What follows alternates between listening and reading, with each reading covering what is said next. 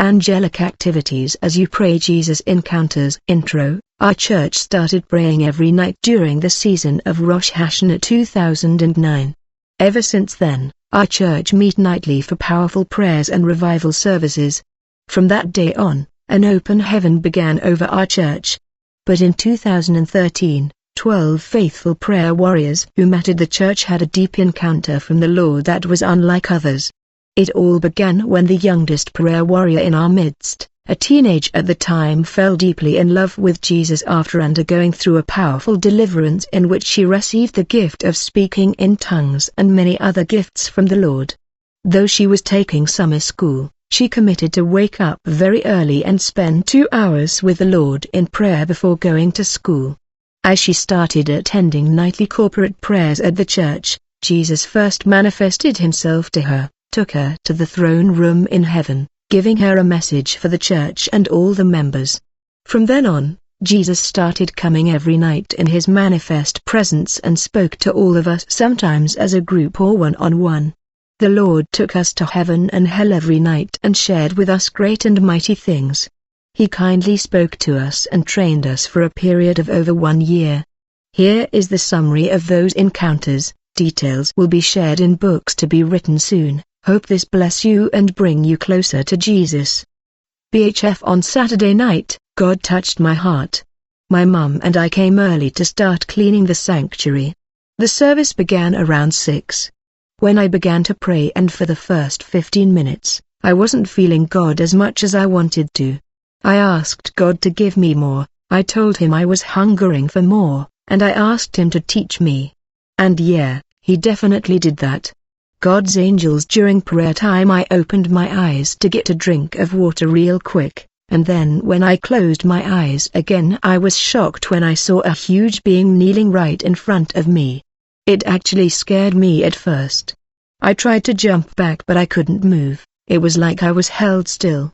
Next, I tried to open my eyes, but that didn't work at all. It was like they were glued shut. It was overwhelming. I started crying and asking God what was going on.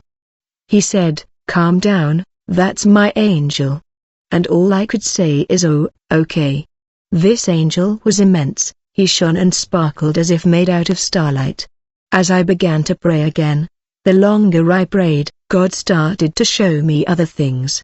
He showed me that for everyone who is in the sanctuary praying, there is an angel behind each and every one of them. All of these angels were really big and intense looking, but were really beautiful. I'm shaking just thinking about it. They were so big that they barely fit into the room. I'm sure they had to shrink just to fit inside. And in each corner of the sanctuary there was an angel. In the northeast corner of the sanctuary there were 2 angels, one of which was dancing. He was an angel of joy and humor. I was so surprised that there was an angel of humor. He is full of unconditional joy, and he dances so happily. He danced so beautifully, a tambourine in one hand, and in the other he had a silk ribbon, swirling and prancing. The other angel next to him was guarding the corner and the door which leads out into the hallway. At each doorway in the church there is an angel standing guard, except for at the entrance to the church and the entrance to the sanctuary. At the outside entrance to the church there are 2 angels holding long war swords and large shields, and on the inner entrance to the church there are 2 more similarly armed angels. Then at the entrance to the sanctuary there are 2 angels who have their arms crossed over their chests. One had, what seemed like, an olive branch in one hand symbolizing peace, and in the other hand a beautiful goblet which was filled with a swirling liquid, symbolizing the blood of Christ.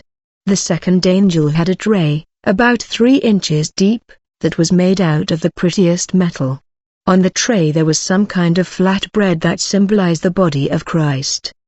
But what made me cry was the vase that was also on the tray.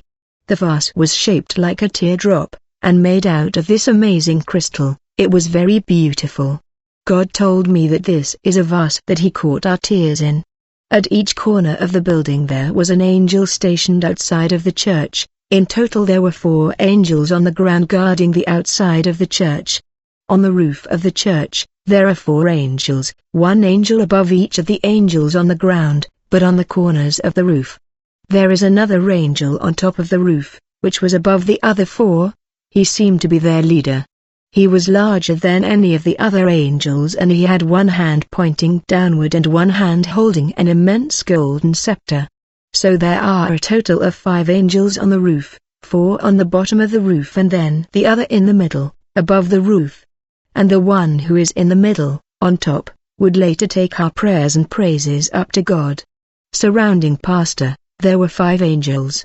I want to explain the positions of these angels. There were 2 angels behind her standing between the congregation and Pastor, with their faces turned toward the congregation. These 2 angels were standing with their arms crossed over their chests and a shield in one arm and a sword in the other guarding Pastor. There are also 2 angels kneeling on one knee on either side of her, one on the right and one on the left. The angels kneeling next to her were helping her pray, with their arms stretched out toward her. And the 5th angel was standing in front of her. He had one arm pointing up, sending her prayers to the angel on the roof, and one arm pointing down at Pastor collecting her prayers in an orb of light. Now, let me explain something about the angels. The angels all wear billowing robes, and a large sash from their right shoulder to below their left hip. And all the angels except for 2 have silver sashes. The 2 angels that don't have silver sashes are the angel that is in front of Pastor and the angel who is in the center of the roof. The angel in front of Pastor has a bronze-colored sash, and the angel that is in the center of the roof has a gold sash. The angels with different colored sashes were of higher ranking than the angels with the silver sashes, and the angel with the gold sash was the highest ranking angel.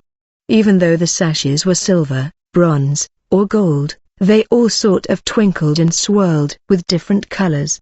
Nothing is really just one color, it all shifts and shimmers with the rainbow. Warring angels. All of the angels who were outside of the church are in constant warfare when we are praying. The angels outside are larger than the angels that are inside of the church. For each prayer warrior there is an angel. When we are praising God, or praying in earthly languages, the angels inside are at work collecting our prayers in their hands like orbs of light. But, when the prayer warriors pray in tongues, especially war tongues, we are helping the warrior angels outside who are in constant warfare. Our prayers are the fuel that gives the angels the strength to keep fighting and to fight powerfully. The warrior angels that are outside of the church are fighting demons and spiritual creatures of darkness. These specific demons are made out of a thick smoke like mist, and every time an angel slices through them, these demons would retreat, regroup, and come right back to attack again. As you are praying powerfully inside, it's seriously a constant warfare outside. That's why we need to pray so hard. We have to be unified with these angels. These angels are out there protecting us. Your prayers are their fuel to protect you and keep you safe. Without your prayers or with weak prayers your angel would be defeated. That was intense when God showed me that. When we are praying throughout the service, the angels' arms are pointed downward, toward us. They are gathering our prayers in orbs of different colored light. For the different types of prayer there are different colors. Blue, especially light blue, is the color of praise, purple is the color of majesty and prayers of thanksgiving, and red is the color of warfare. At the end, when we closed the service, all of the angels lifted their hands up to the heavens and released all of the prayers. The orbs of light stretched out into beams of light. The prayers went to the angel on top of the roof. He had one hand down collecting the prayers and they traveled up his arm, across his chest, and up his other arm and shone out through his golden scepter up to heaven. And when the angels raised their arms up to release our prayers, they started to pray too. The sound of their prayers is indescribable. It was like thunder and waves, singing and joy, and it was so striking to hear. The most amazing part of my vision, which made me cry out in awe, was seeing Jesus' feet. I never knew feet could be beautiful, let alone magnificent and glorious. On his feet there were these stunning and exquisite sandals. Even seeing his feet took my breath away. I don't know how I knew it was the feet of Jesus, but nothing else would be that spectacular. I could feel him smiling down at us. He is so happy with our prayers and praise. He knows that the warfare is intense and that the sacrifice and price we pay to follow and worship Him is overwhelming at times, but it is worth it. He is worth it. He is and was very pleased with us. He is proud of His children. The whole experience was beyond words, but the angels were breathtaking. And the feet of Christ were awe-inspiring and so humbling to see. I know that angels and demons are in a different realm, but I didn't realize how close they are to us.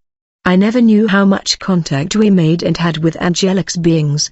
Jesus is so merciful and loving, His creations are magnificent and complex, and we, even though sinful and weak, are still capable of bringing Him so much honor and joy. Hunger and thirst for God. I asked God to give me more. I told Him I was hungering for more, and I asked Him to teach me. And yeah, He definitely did that. Your prayers is what fuels your warrior angels, but when the prayer warriors pray in tongues, especially war tongues, we are helping the warrior angels outside who are in constant warfare. Our prayers are the fuel that gives the angels the strength to keep fighting and to fight powerfully.